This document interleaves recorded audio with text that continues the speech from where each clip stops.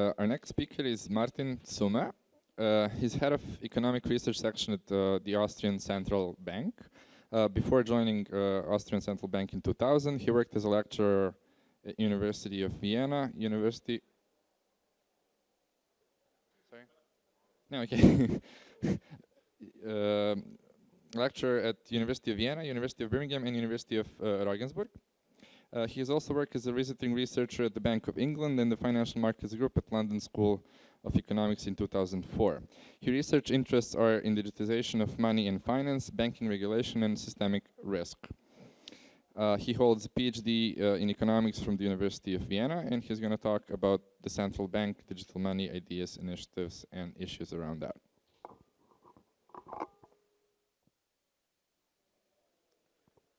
Thank you very much.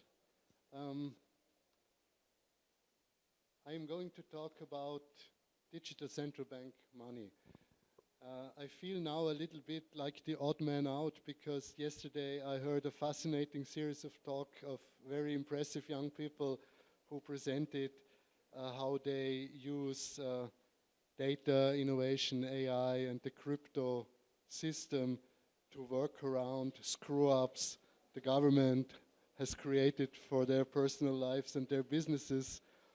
Today I heard lots of talks about innovative projects in bank, but I am talking about a genuine public sector project, and I hope you will not walk out of the room right away, because central bank digital currency sounds like from related to crypto and all these things discussed here. But I think it's in the end, it's quite a different animal. So it has many interfaces that could benefit from the skills and the input of this community. So what I want to do in my talk today is to explain. So I want not to convince you like this is the greatest thing to do. I do not want to make any propaganda. I would like to explain why the public sector is thinking about such a topic at all. So I will a little bit in the abstract try to explain, and then I will talk a little bit about a more concrete idea that the Eurosystem has taken on these general issues, because the Eurosystem is at the moment the European Central Bank and the National Central Bank thinking very systematically about such designing and then perhaps issuing such an instrument in the future. So, and then you judge whether you buy these arguments or not. This is not my job. Now, here you see a world map, and I have marked in this world map large currency areas that are dealing with this question of central bank digital currencies. And I should say here, because this is a very vague term, what is really meant here is not, wholesale finance or security trading or what's going on between banks, but what is meant here is really a digital form of what you today use as cash, something that everybody would use in payments in their everyday lives. And you see here on the map, the Eurosystem, I talked about it here, digital euro. The UK has a discussion going on. China has implemented a sort of system. The US is discussing it. So it's going on all over the world. But why is this discussion going on now? And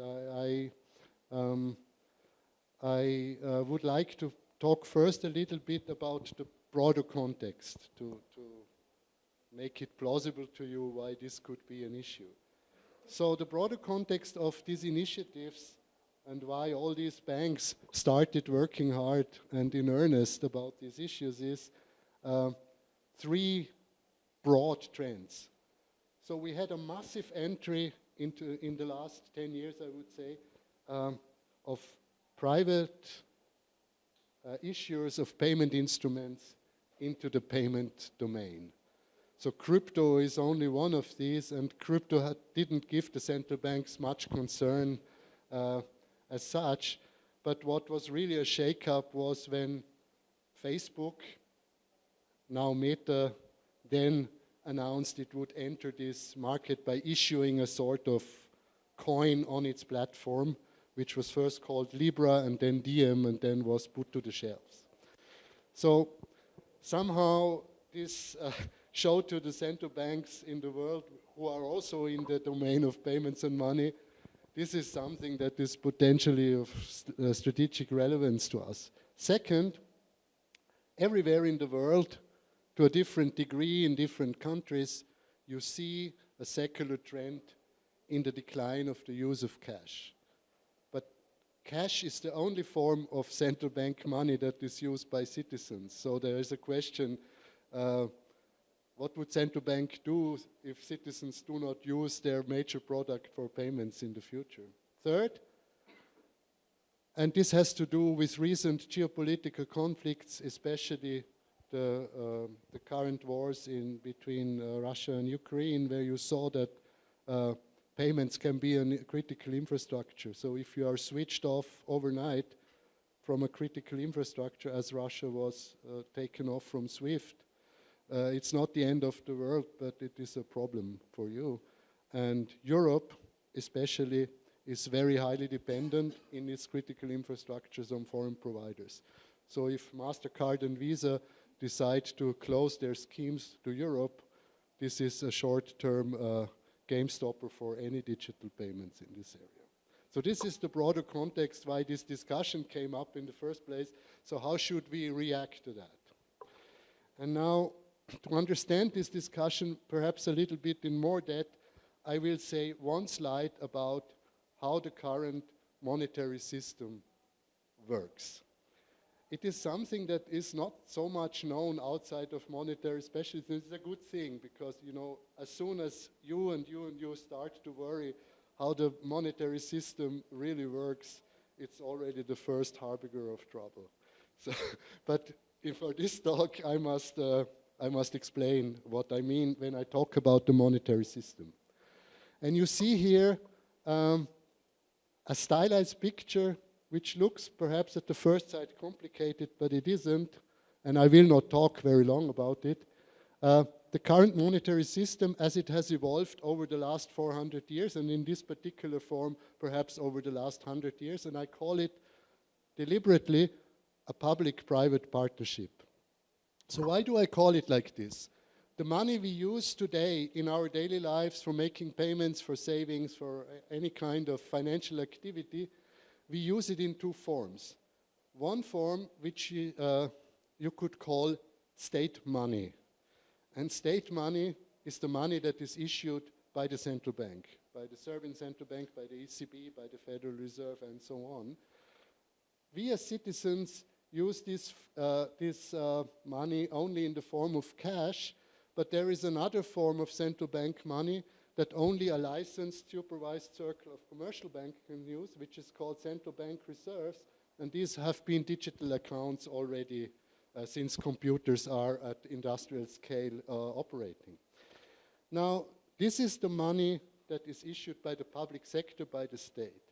The other form of money, which is used very much in our daily lives and daily dealings, and predominantly so, is the money we hold on our bank accounts, and this is commercial bank money, and for you it doesn't, outside of a banking crisis, make any difference. So €1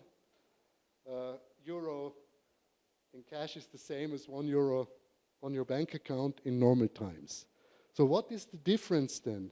And you know, the central bank can issue state money, and the private banks can issue also money. How do the private banks issue money? If they lend to you, they create a deposit. And this deposit you can use as money to pay somebody else digitally. So if you make a bank transfer and ask your bank via card, online banking, or phone to transfer money to, say, Branko, you would go through the reserve account at the central bank and then enter the ledger of the other bank, and we are fine. And Branko accepts this as payment, and this is very important because he trusts that this liability is as good as money, because itself it's not money, because it's a promise of the bank that when you come there, it will hand you out central bank money, cash, which you then can use for payments. but if you trust that you will get this anytime, you can as well use the promise for payments. And this is a first important thing to understand. This is a financial promise which has as a legal contents central bank money, but this money cannot be produced by the banks themselves. So they need to be solvent to be ready to fulfill this promise. Now the central bank has a special function in this system because its liabilities, the cash and the reserves, it can create itself at very little cost. It cannot just print them. They need to be brought into the system through a balance sheet operations. They have to buy assets for it. But the legal contents of the promise is just the promise itself. So if you go to the bank and present a 10 euro note, you get a 10 euro note. You don't get another asset. And this adds a layer of flexibility to the financial system, which is both an advantage and a danger. So we all are aware of the dangers, because if these guys start issuing money like crazy, you will have inflation. And you have lots of institutional features to prevent this. But on the other hand, if you have a macroeconomic crisis where you need liquidity, this is the institution that is able to put out the pressure from the financial system. And in this sense, and now I'm ready with this 101 econ institutional teaching, in this sense, the whole financial system we have now, and this includes crypto, by the way, is in a sense anchored in central bank money, because all the financial promises have as their legal content central bank money in the end. Even if it's an option, it's something that entitles you at the end to some cash. And this is also the reason why all the goods and services have as a unit of account euros or dinars or whatever the currency is in your country. Now, what has this to do, what issues does this raise? If you think about the Facebook scenario, first of all, one of the most significant recent development in the new privately issued means of payment has been the entry of big techs into the payments markets. So I'm not talking about these firms that were presented yesterday. I'm talking about Facebook, Google, Amazon, Apple, and these kinds of giants. Now, you know, this is a business that has something that economists call network effects. And the network effects means these platforms are increasing in value if more and more people use them. And these network effects create a potential threat through the anchoring of the monetary system in the following sense. Facebook is big enough in scale, or Amazon is big enough in scale, if they would issue a payment instrument that is so attractive to you and you and you, that we start paying with it, that we denominate goods and prices in it, then this game of steering the financial system or the macroeconomy by issuing central bank money is over, because having the lever of the unit of account is an important mechanism how to do this. So this is creates a strategic issue for the central banks for understandable reasons. It could be, it's not now the case, but if we fail to strategically react to these developments, they might end up losing control over monetary policy all the way. I think this is why China started. They wanted to rein in Alipay and WeChat. Europe is thinking about this because it feels somehow under pressure from these platforms. And the US, I don't know, they are more relaxed about it. But they discuss it. Now, issue number 2, the network effects of big platform economies that underpin big techs are also a mixed blessing for users, you, the users of the payment instrument, because they foster concentration of market power in the market for payments. So the entrenchment of market power in this field of the market may exacerbate a stubbornly high cost of digital payment services, one of the biggest shortcomings of the digital payments private system we have now at the moment. Let me show you a picture. So this is from one of the annual reports of the BIS. And you see here how expensive are payments by cash, by debit cards, and by credit cards, and then they are broken down into components which are not so important for us.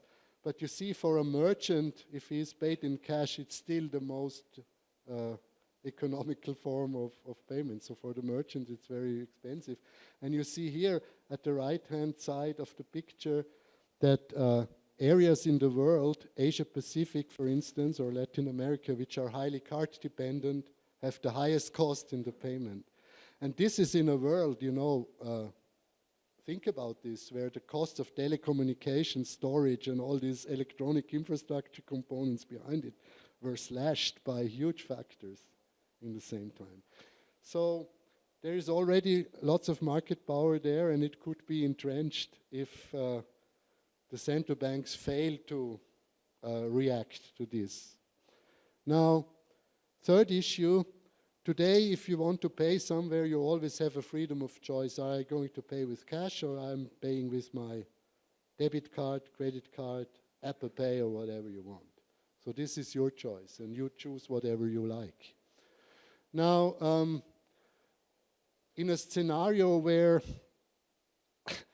say, a big tech platform firm would corner the market for digital payments, and this is the only means you have, you will lose this freedom of choice. So you could end up being in a sort of walled garden, which you have now at either you are in the Apple Store or in the Google Play Store, but you have to choose between these two worlds.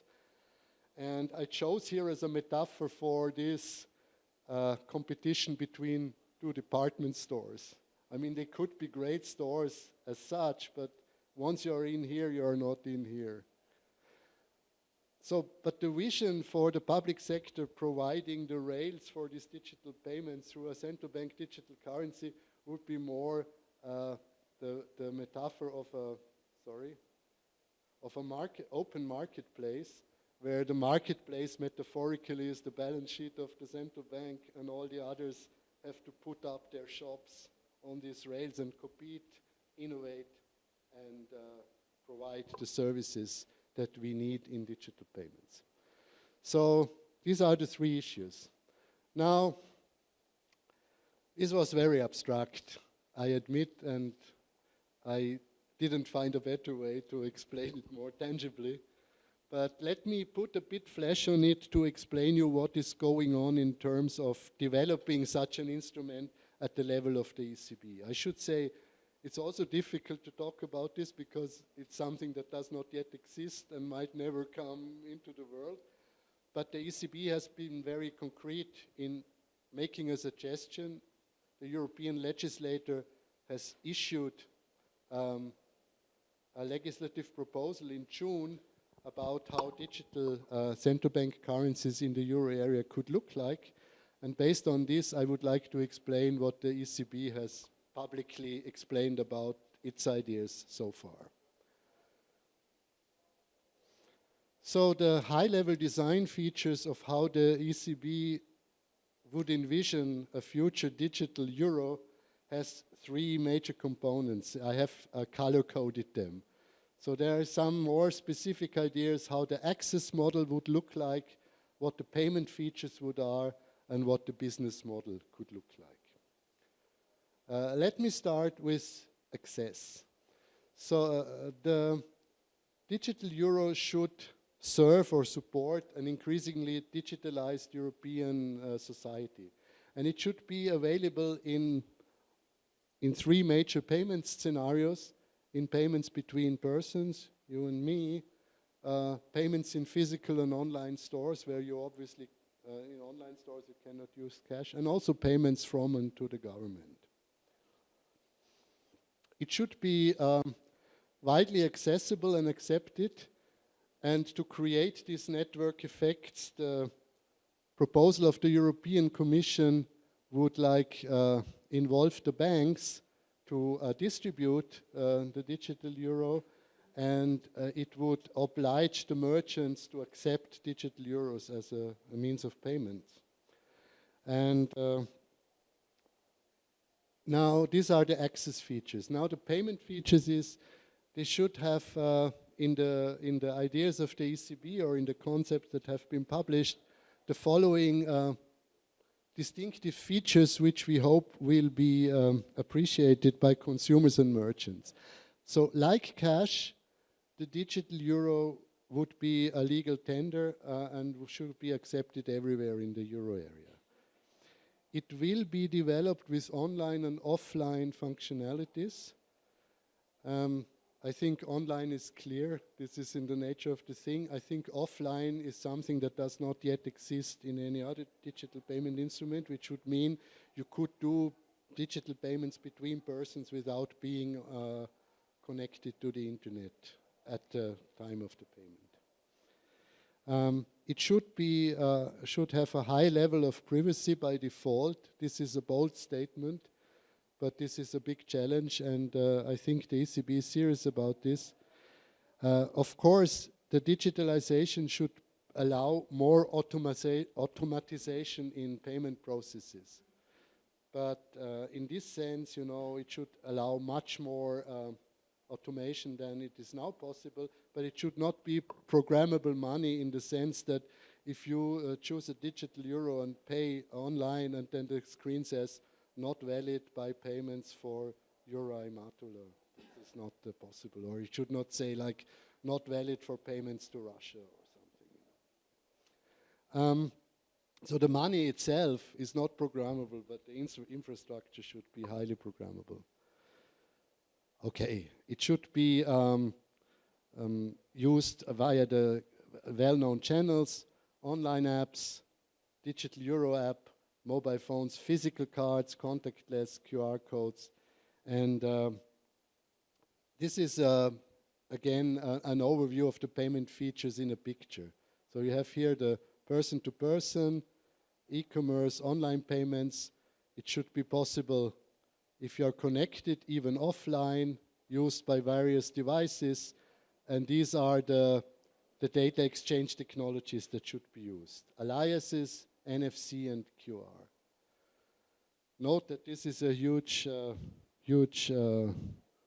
toll to bear. For instance, to enable this NFC, the European Union would to have get access to Apple iPhone's NFC interface, which is closed at the moment.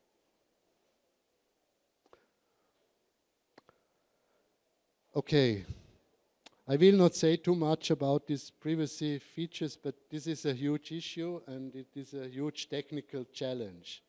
So the intention is to provide as much privacy as possible and to bring this digital instrument as close to cash as possible. It cannot be identical because you need to, for the online payments, if you are a bank and distribute it, you need to fulfill KYC, AML and all these regulations. We need to know some information.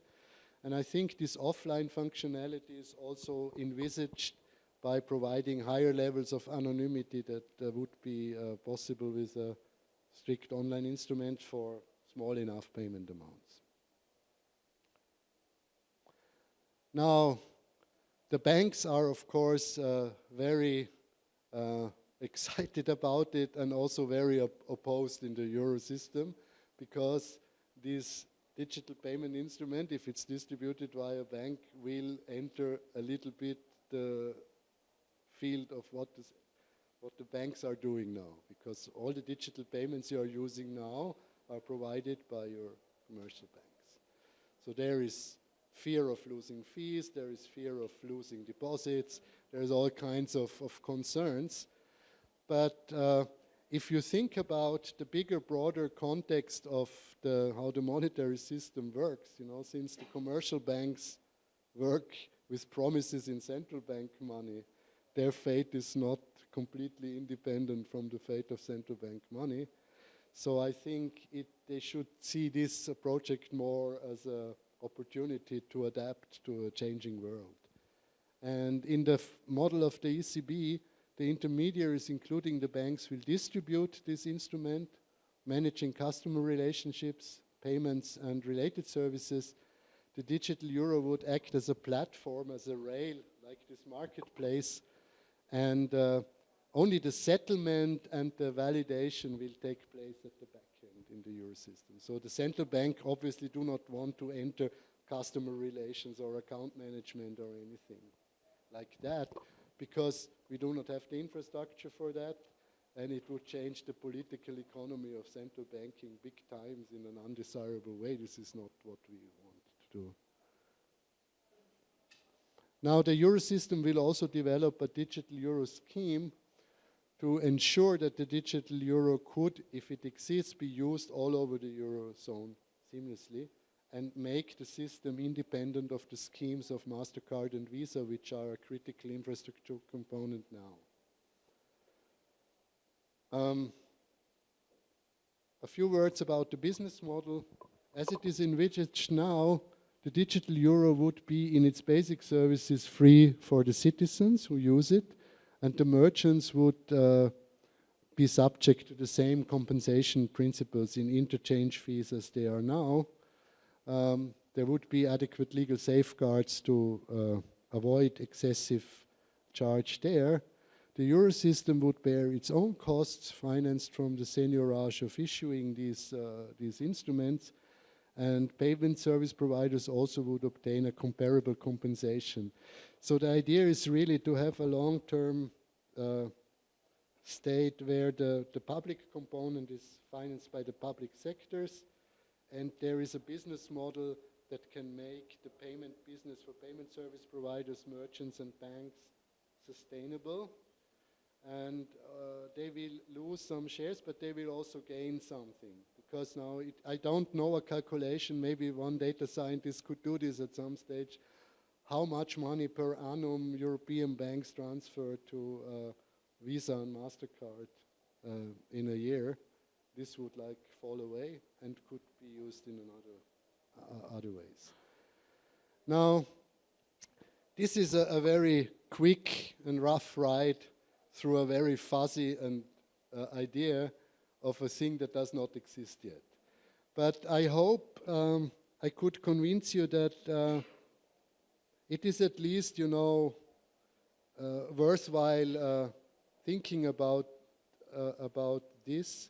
And it is certainly, not a fancy of the public sector to come up with ideas for these kind of issues, because I hope you saw that there are real strategic things involved.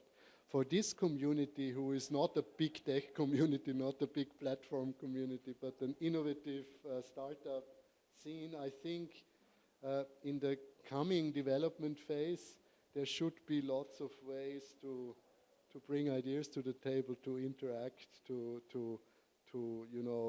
bring to the broader attentions, innovations that you might have. And I would like to close by just listing the takeaways, and then of course I take questions. So key takeaways in the context of digitalization. There are three key strategic motives for central banks to think about this issue. Keeping the monetary system anchored by central bank money, keeping the payment system open and competitive, and assuring freedom of choice between public and private money. Now, for the digital euro blueprint, or however you would call it at the moment, these are the takeaways. It should be a complement to cash and a complement to private means of digital payments. Payment option allowing everyone to pay digitally everywhere in the euro area. It brings valued features of cash to the digital sphere. It should be a European innovation platform and increase the resilience and strategic economy of the Eurozone. And the future will then show how far the ECB can keep up to these visions and ideas. And with that, I am finished, and I'm happy to take questions. Thank you.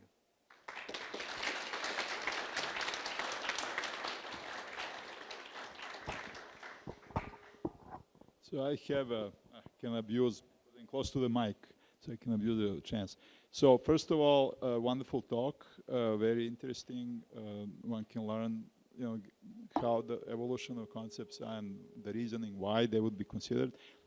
We live in a country where most people save in euros still, but we are not in the eurozone. So would we be impacted a lot by this? So in other words, if we try to have our savings and stuff, is it going to disappear, or is it going to be switched to digital euros? Can we use it here?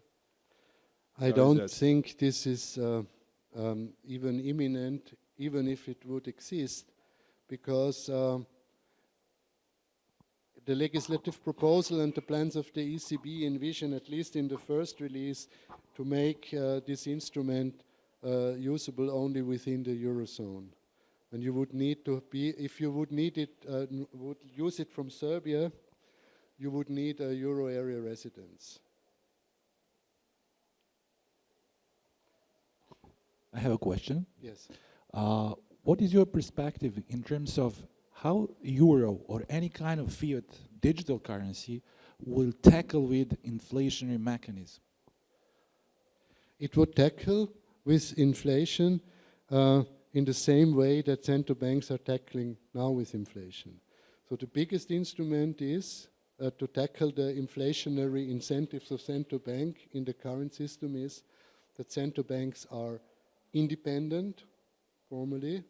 So they are an independent institution and not part of the Ministry of Finance. So this is restricting their ability, or their to produce or issue cash, and they have a legally binding inflation target, which is also anchoring the inflation. It's not anchoring it perfectly as we see now, but in terms of mechanism, this would apply in the very same way for the digital euro, because you would just have another form, a third form of liability. You would have the reserves, you would have the cash, and then you would have digital euro. Another question. Why should I use euro or any kind of fiat if there is no incentive to be held on? For example, current inflation, for example, in Serbia is, I don't know, at least 7 to 10%. Interest rate are not bigger than 2, 3, 4%. Why should I use something which doesn't, with the value which goes down? Are you using cash, or do you pay anything with cash? I use because I have to. Mm-hmm. I'm just challenging the means of payment that loses its value. For example, last year with 100 euro, I could buy, I don't know, 2 packages of something. Today, I could only buy 1.5. Yeah, if I could, for example, have BDC or any kind of crypto money. I cannot answer this because this is something you decide. I can say it for myself. Of course, I live in another area. I live in the Eurozone, where we have for 20 years the euro. The ECB has been, except the 3 last years, exactly on target. I have got my, I have lost no real purchasing power because I had wage increases. I can pay everywhere, and I choose to do that, and I'm quite happy with it. I even save in this money. Sorry. A lot of questions. Hey, thank you for your talk. I just to sum up, you're saying that, okay, one benefit of digital currency is just less dependency of MasterCard and Visa, and second, like reduce cost. But I can say that it could be alternative solutions that Europe will derive own payment system. Like Europe has now this Euro card, but no one uses it because it's like, let's say, not so fancy and etc. But still, it will help you reduce dependencies from Visa and MasterCard, and it will definitely reduce the cost for transaction, and it will have banks, because like digital currency, as you mentioned, is like big threat because it kind of absorbs some functionality of banks. And it seems that developed payment system like improve it. It's already, you have it, like will be cheaper than digital. So why don't do it? Thank you. Why don't do what? Just what's the pros and cons, let's say, of just develop continue to develop Europe payment system, make it good, and like force all providers to accept it. Okay, I can tell you the story of these attempts of the last 15 years. There is an initiative in the European Union going on for about 15 years, which is called the European Payment Initiative. It's still not completely dead, but the idea of this initiative was really to, under the coordination of the ECB and under the soft pressure of the ECB, we cannot, we are not the legislator, bring the European banks on the table and help them clean up their mess in this digital infrastructure to create such an instrument, and it never functioned. So I cannot exactly answer you the question why it did not function. I have a guess, as an economist. I think, for instance, if you take Sweden, the Swedish banks have managed to roll out such a system which is called Swish. You have heard perhaps about it. But in Sweden, there are 4 banks.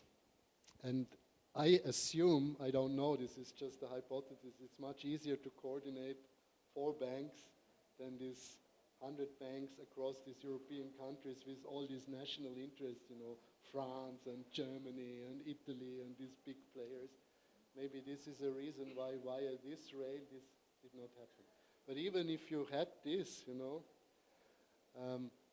these strategic issues of the de-anchoring of the monetary system, I mean, I'm not saying that this is going to happen, and I'm not trying to say you need to believe this. It's not a scientific fact, but this concern would not be addressed by such a solution. But it would certainly be possible, and it would be obvious. But it was not possible to bring it about in the Eurozone, I can tell this for fact. Hi, thank you for the presentation. I know you said that cash is supposed to be complementary to the CBDC, but I would like to hear your perspective on existence of cash in, I don't know, maybe 10, 20 years, as I feel that CBDC simplifies your monetary policy decision making. I should say, if you make this promise, we are making this promise now because we know, and people tell this every day to us, that they want to have this. There is a high preference for cash in certain countries, and we are neutral in terms of technology. As long as people want cash and find it useful, we are going to provide it. I think we central banks, should think hard how we could still, even if the trend goes on and cash becomes a minority problem, still keep it. And I have 2 reasons for that. So one is, you do not want in any critical infrastructure to completely depend on one single risk factors, like electricity and energy availability, and still have another leg. Because if you don't have it, I can guarantee you, and we know it from history, in crisis situation, then people invent something. They pay with cigarettes or, we had these situations in many countries, including my own. The other thing I would like to keep cash is the following. If people can always hold their central bank money alternatively in cash, you would never be able as a central bank to impose arbitrary negative interest rates on the citizens. And only if you have this cash available, this promise is credible. And I think credibility and trust is really the only asset that we have in this system. If somebody does not trust the system, this layer of flexibility does not help. Okay. Thank you for your presentation. I have an observation. Maybe you can make a comment, please. I think the central banks already do have a solid level of trust within the societies, especially in post-industrial societies after all those crises that we had, right? So why would anyone put more faith in private issued money in digital form? Why would you believe in, for example, Amazon or Walmart issuing currency when the central bank is already there. So central banks are already having a big advantage in that sense. We may debate whether central banks did a good job, but I think that they really did a good job in shoring up the financial systems in recent years. So what do you think about it? Why would you put your faith in Amazon and not in central bank? Thank you. I can only guess, because what you're saying is something we see in surveys we do as well. So people would trust most their own bank, their own commercial bank, and then the central bank, and they do not trust very much Amazon and these things. But then on the other hand, I'm not so sure what to make out of this observation, because then I see other things, how people deal with these platform economies, which seem to contradict their mistrust in those. I mean, they share even their, intimate details of life with these platforms and make it vulnerable to be shared with gangsters and the community as a large. I don't know, but I think, we should always, maybe this is a Solomonic answer, we should always be concerned about the trust of the public institution, because this is very fragile. And once it is away, you will need decades and centuries to rebuild it. This is just true. Thank you.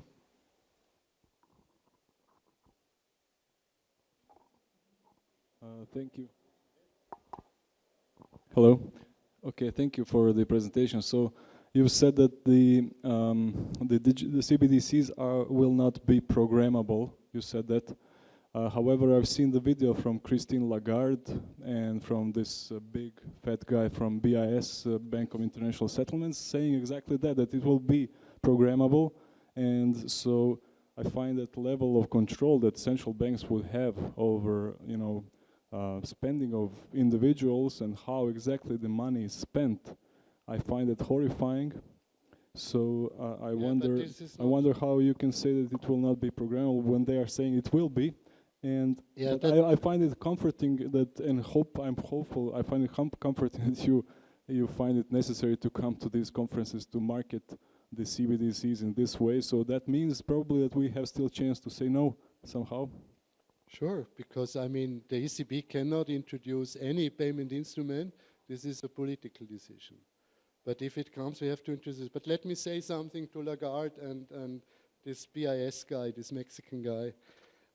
They just fucked it up. This is why I explained this. There is lots of confusion about this, and it has a little bit to do with topics that were touched here in this.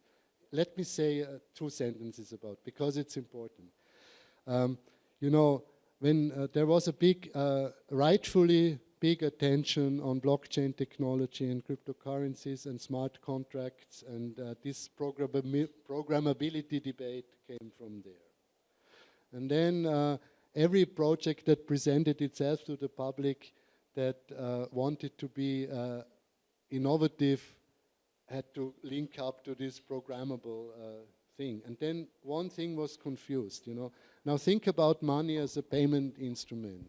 Of course, if you have it in digital form, it opens, all kinds of avenues for automatization of processes. You can cut back on much of back office work, perhaps, if you have such a thing in insurance and so on. But this is a programmability that is a programmability of the infrastructure, implementing conditions when some payment is made, like asking things. But the instrument itself, the money, the cash, or the account, should not be conditional on anything else. It should not say that if you are going to pay, it's not valid because I don't like you, or you were on a sanction list or something. It should be like cash. If I present cash, that's it. No conditions. And in this sense, it should not be programmable. And the documents of the ECB for these projects that are public are on the website, and you can read it up there. I think I encourage you to look up. There is no, and also the ECB as an institution is very much concerned about this privacy. For instance, we want the system to be implemented, and you can do this technically, that the ECB wouldn't see any personal or transaction data. Because if we you know, if we fuck up this, it just will not fly. It is important to people. We do not want to have a supervisory system. Why should we want this? You know, we want a monetary system that functions.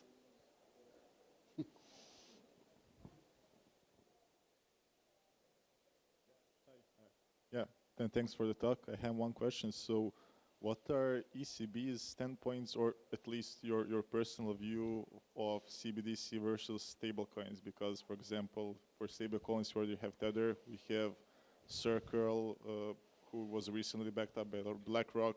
JP Morgan also has their own stablecoins. So how you see the CBDC versus privately kind of issued stablecoins? I see it, this is my personal assessment. As an economist, technically, I would, stable coins resemble more, if you think back on my picture, on this private layer of the financial system. So like the commercial banks. The stable coin providers need to provide these assets to back up the coin, either a currency or a security or something else. And they are prone to runs. We know this. And they are promising a parity in a means of payment they cannot themselves produce. And this created an instability. The digital euro would be a liability of the ECB. And like cash, it can create any amount of this liability if needed. This is the technical difference.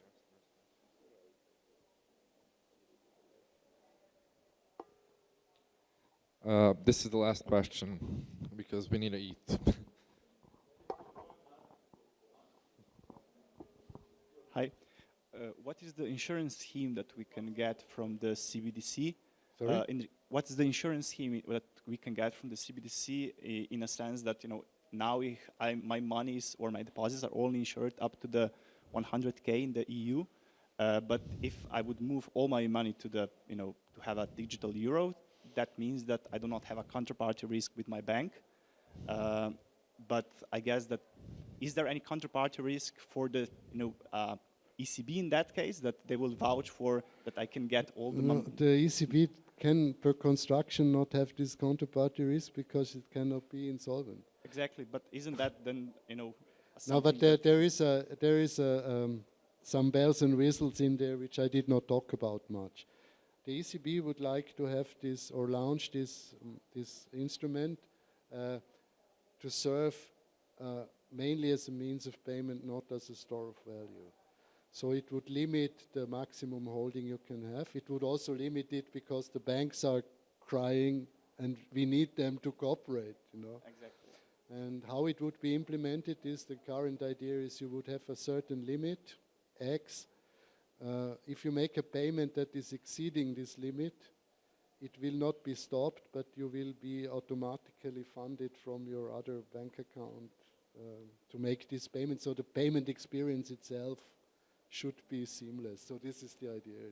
But on the long run, I mean, do you foresee that we would only have a, you know, that we can remove the banks? And no, I don't think so, because, you know, your bank account, I don't know what your bank does, but my bank provides all kinds of, you know, nice features and services with the bank account, which I value and estimate, even pay, have a certain willingness to pay for, which then will not provide it, because this digital euro account will only have basic payment services, and I might still hold a bank account. Thank you. So I think we need to stop because we need to start at 2 o'clock. So we have only 40 minutes left. Thanks.